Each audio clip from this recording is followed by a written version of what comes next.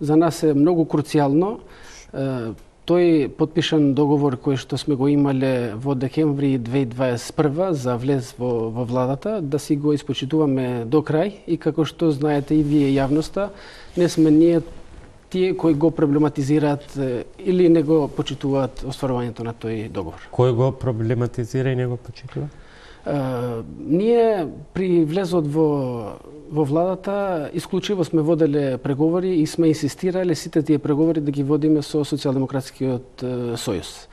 И кон тој процес сме пристапиле толку внимателно за да градиме еден процес, да речеме, на соработка до наредните избори, односно до 2024.